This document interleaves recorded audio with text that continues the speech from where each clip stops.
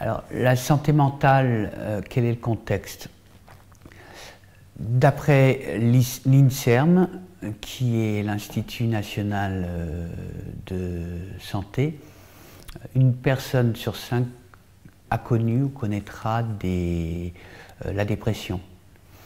Et on apporte des solutions qui sont destinées à modifier notre chimie interne, alors que bon, il y a des effets secondaires qui sont néfastes, et il est plus pertinent de s'intéresser à la porosité de l'homme, qui est, on est, comme disait Dagonier, le contraire de la tortue, c'est-à-dire que notre carapace est à l'intérieur, et donc nous sommes des êtres poreux, et notre environnement peut agir chimiquement sur notre organisme, biologiquement, afin d'apporter des améliorations sur notre système. C'est pourquoi je réalise, entre autres, des œuvres in situ qui ne se cantonnent pas à un événement éphémère, et voilà, c'est pas simplement un sujet de communication, mais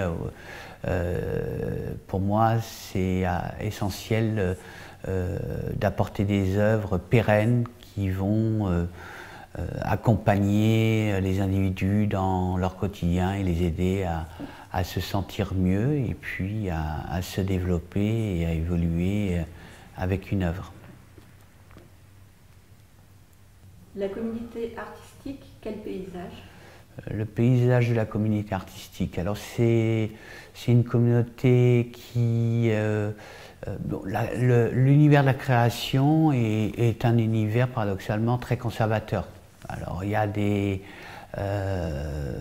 intérêts politiques. On le connaît par exemple avec la CIA qui a promu l'expressionnisme américain.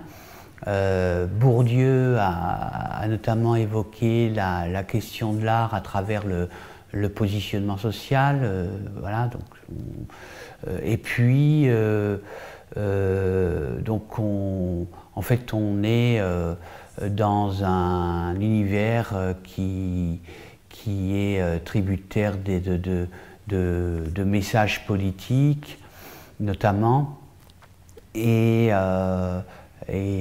alors que l'individu a besoin d'artistes, l'artiste est un homme libre, et on voit d'ailleurs très peu d'artistes aujourd'hui qui exercent leur activité à plein temps.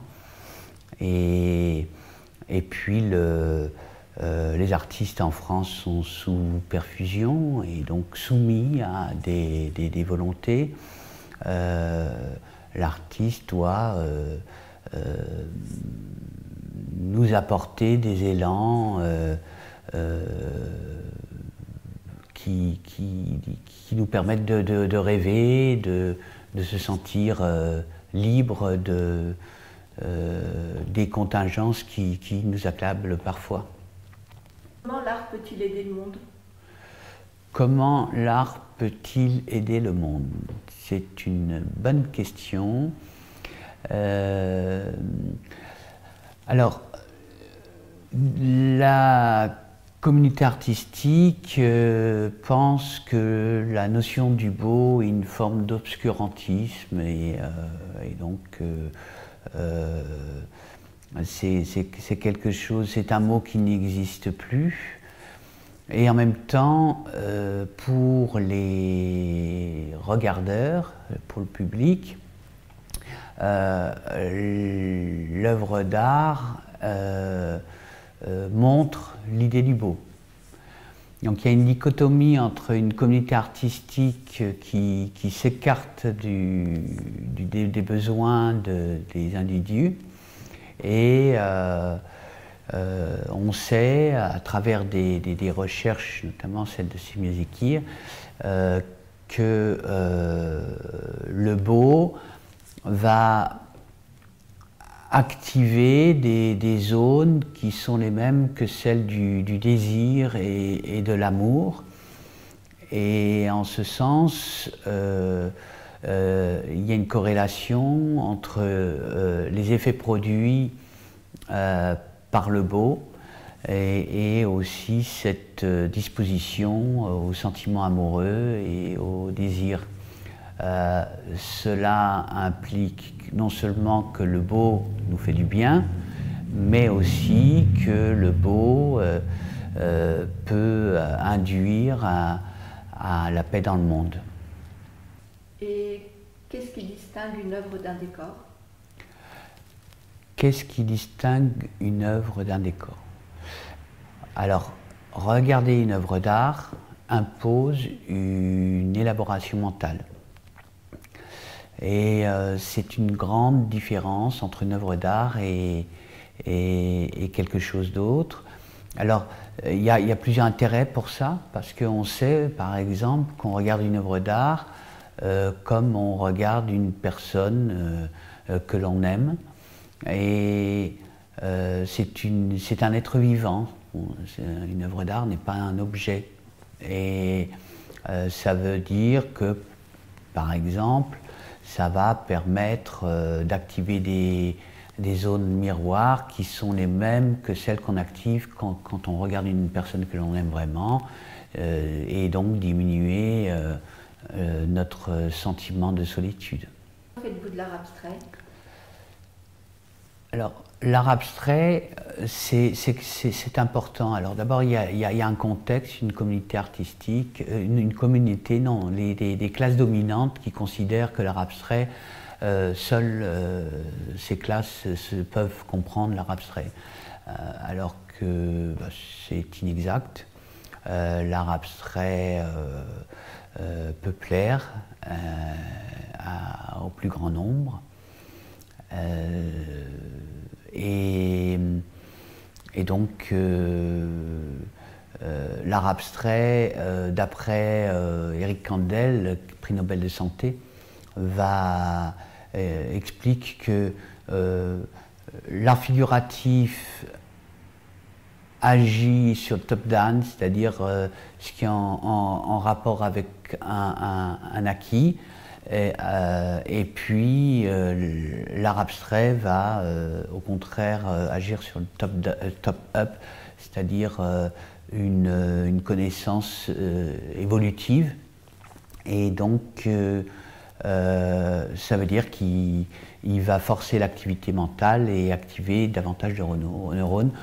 En fait, l'art abstrait rend plus intelligent que l'art figuratif, même si l'art figuratif, il y a beaucoup de choses qui sont tout à fait magnifiques et très, très intéressantes, mais c'est important pour moi de raison garder et d'offrir au public une écriture ouverte et éclatée qui va lui permettre de s'approprier l'œuvre en fonction de ses besoins, de son existence,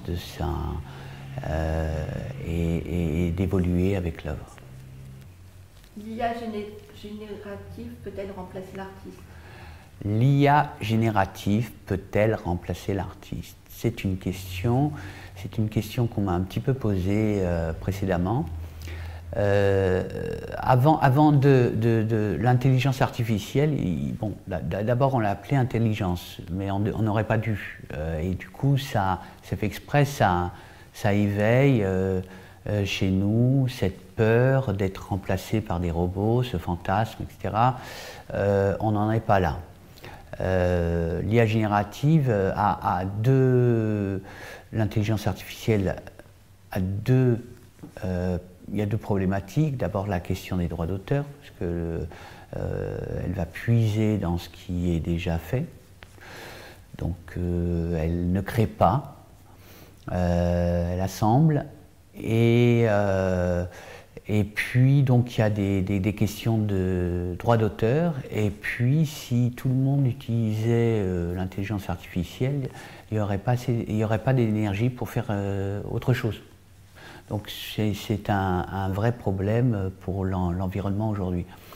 Par contre, c'est un outil qui peut être utile et il faut accepter d'évoluer avec ces outils et de s'en servir de manière productive.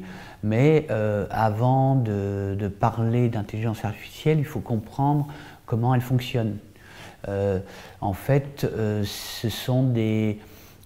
si vous voulez, par exemple, pour un chat, il faut 100 000 images de chat et l'intelligence artificielle reconnaît un chat. Un enfant, il lui faut 2 images pour reconnaître un chat. Donc, penser que l'intelligence artificielle remplace l'homme, on n'en est pas là du tout, c'est un mythe. Par contre, l'intelligence artificielle ne va pas reconnaître les chats de nuit parce que il faut l'habituer aussi à comprendre ces données. Alors qu'un enfant, lui, fait la distinction. Bref. Alors, l'intelligence artificielle peut être utile.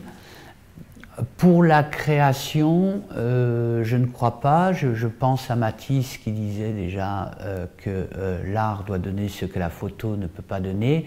Et c'est encore plus vrai aujourd'hui.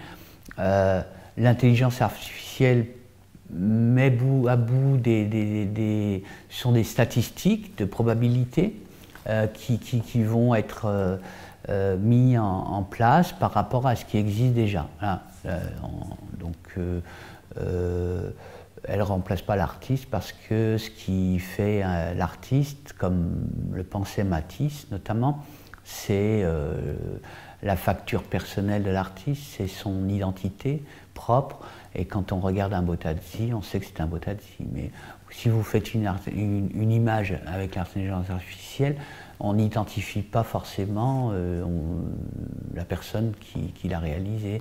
Alors forcément, au début, il y a des buzz, il y a des phénomènes, des enthousiasmes, mais en fait, aussi, il faut savoir que en ce moment, on nous offre ces outils comme ChatGPT parce qu'on a besoin de données.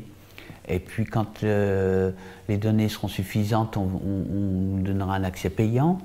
Et puis ensuite, ces robots seront infestés de fake news et ça retombera ensuite dans le futur. Donc c'est voilà, tout à fait relatif. Par contre, l'intelligence artificielle peut être utile pour la publicité, pour d'autres utiliser, mais pas dans l'art, pas dans la création en tant que telle.